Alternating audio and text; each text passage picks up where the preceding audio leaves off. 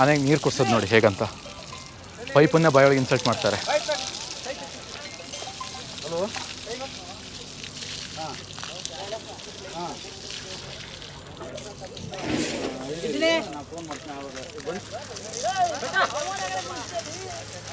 ಆನೆ ಕೂರೋದು ನೋಡಿ.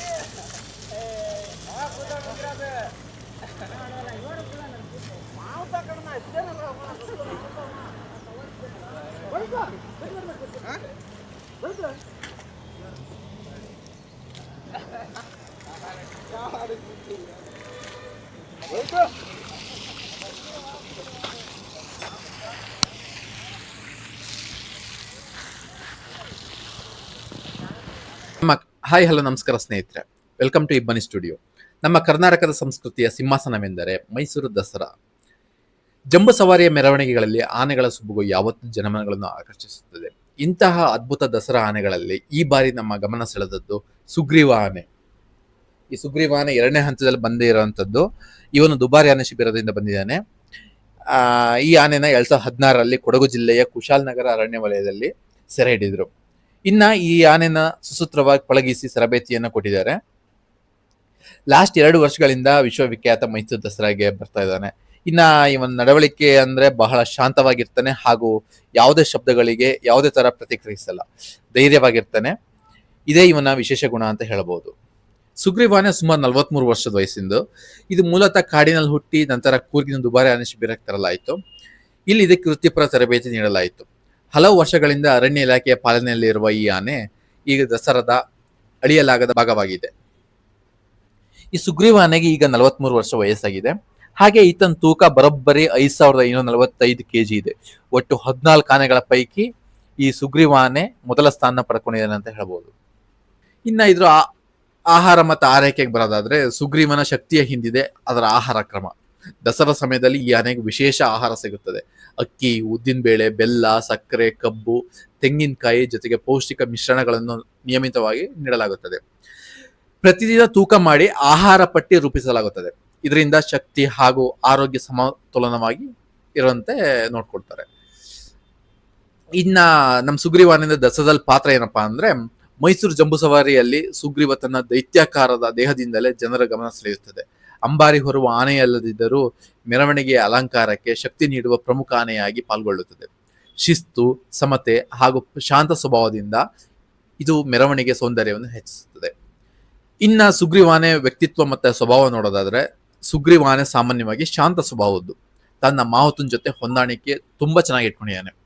ಆನೆಯ ದೇಹ ಶಕ್ತಿಶಾಲಿಯಾದರೂ ಸ್ವಭಾವದಲ್ಲಿ ಮಾತ್ರ ಶಾಂತಿ ಮತ್ತು ವಿಧೇಯತೆ ಕಾಣಸಿಗುತ್ತದೆ. ಆದರೆ ಅಗತ್ಯವಿದ್ದಾಗ ತನ್ನ ಶಕ್ತಿ ತೋರಿಸಲು ಹಿಂಜರಿಯುವುದಿಲ್ಲ.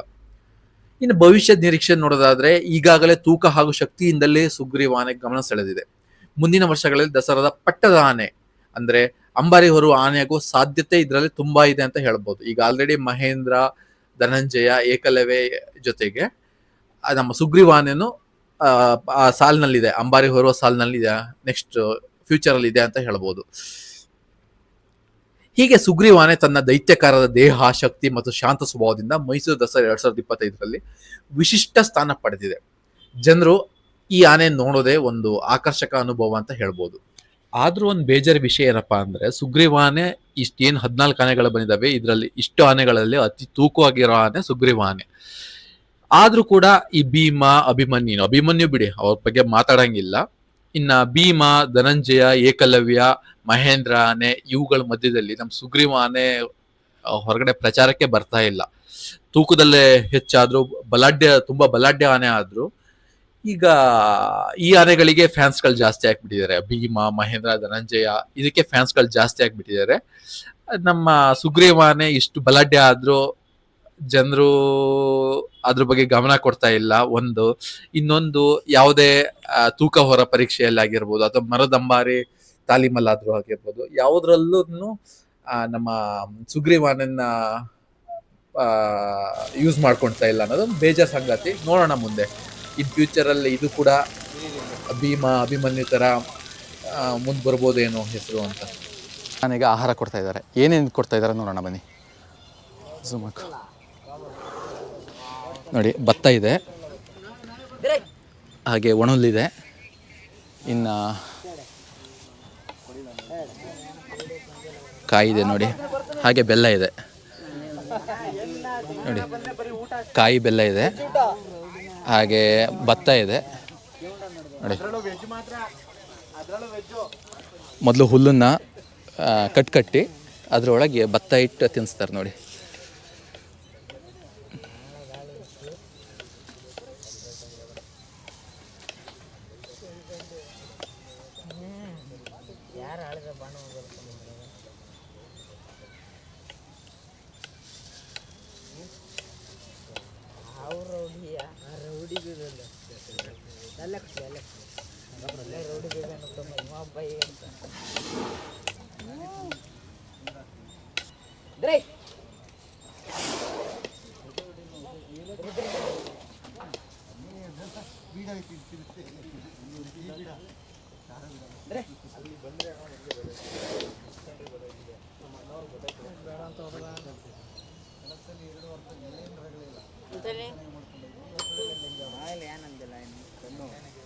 ಹೊಟ್ಟೆ ತುಂಬ್ತಾ ಇಲ್ಲಿ ನಡೆಸವನೇ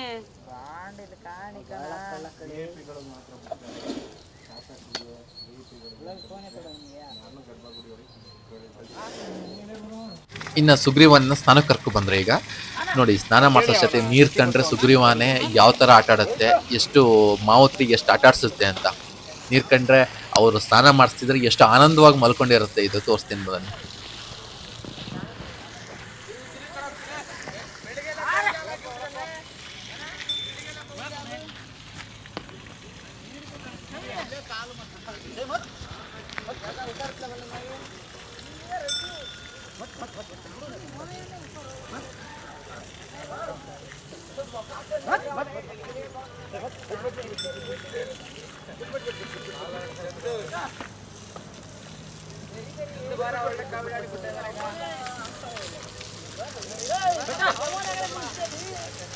ಆನೆ ಕೂರೋದು ನೋಡಿ.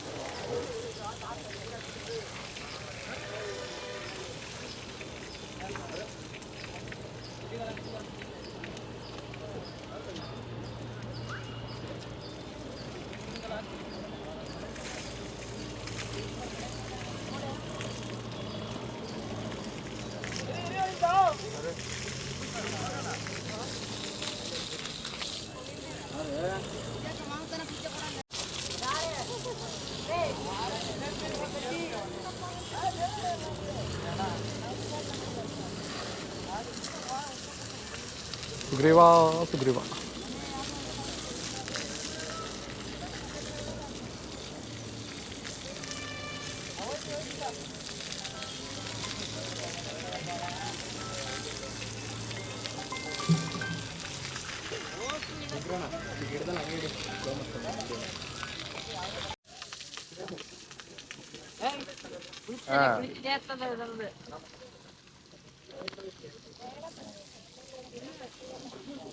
ಆನೆಗೆ ನೀರು ಹೇಗೆ ಕುಡಿಸ್ತಾರೆ ನೋಡಿ, ಸೊಳ್ಳೊಳಗೆ ಹಾಕಿ. ನಿಧಾನಕ್ಕೆ 1ನೇ ಗೇರ್ 2ನೇ ಗೇರ್ ಮೂವ್ ಮಾಡ್ಕೊಂಡು ಜೆಕೆ ಟೈಪ್ ಗೊತ್ತಲ್ವ ನಿಂಗೆ? ಜೆಕೆ ಟೈಪ್ ಕೊಲಂಬಿ ಹಾಕ್ಬಿಟ್ಲು ಅಲ್ಲಿ ಗಾಡಿ ಬಿಟ್ಬಿಟ್ಟು ಇನ್ನೊಂದು ಗಾಡಿ ಸ್ಪೇರ್ ಗಾಡಿ ತಗೊಂಡು ಹೋಗುತ್ತೆ ಜೊತೆಗೆ. ಸ್ಪೇರ್ ಗಾಡಿ ತಗೊಂಡು ಗಾಡಿ ಬಿಟ್ಬಿಟ್ಟು ನೀನು ಹೋಗು, ನಾನು ರೆಡಿ ಮಾಡ್ಬಿಟ್ಟು ಫೋನ್ ಹಚ್ತೀನಿ.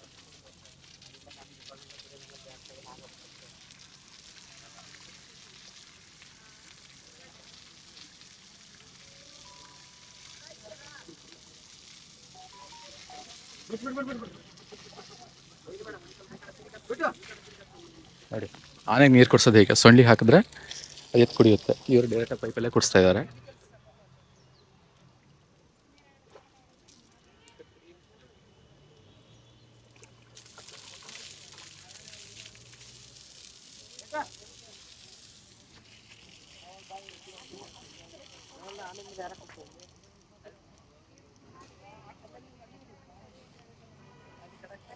ಇದು ಕಡೆ ಇವಾಗ ಬುಕ್ ಮಾಡ್ಕೊಳ್ಳೋದು.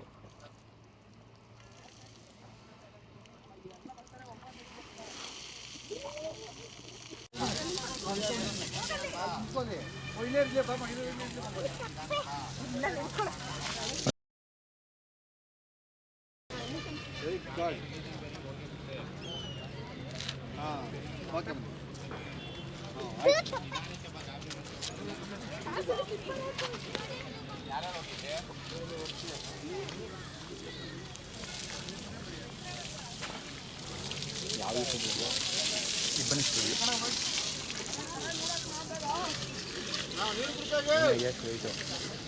ಹಾಂ 5,545 ಅಲ್ವಾ? ಹಾಂ ಬರೀ 45 kg ಡಿಫ್ರೆನ್ಸ್. ಹೊಟ್ಟೆಗೆ ಒಂಚೂರು ಚೆನ್ನಾಗಿ ಕೊಟ್ಟಿದ್ರೆ ಅದೇ ಫಸ್ಟ್ ಬರ್ತಿತ್ತೆ. ಅಲ್ಲ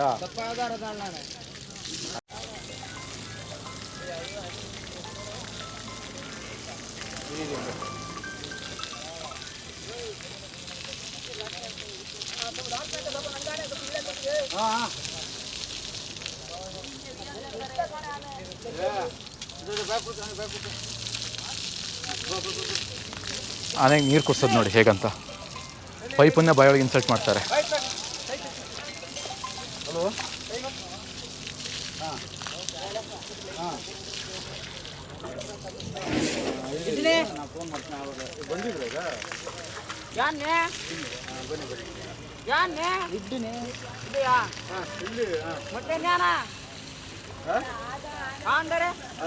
ಅಲ್ಲಿ ಬಿಡ ಕೆಲವರ ಮಜೆಟ್ ಬನ್ನಿ.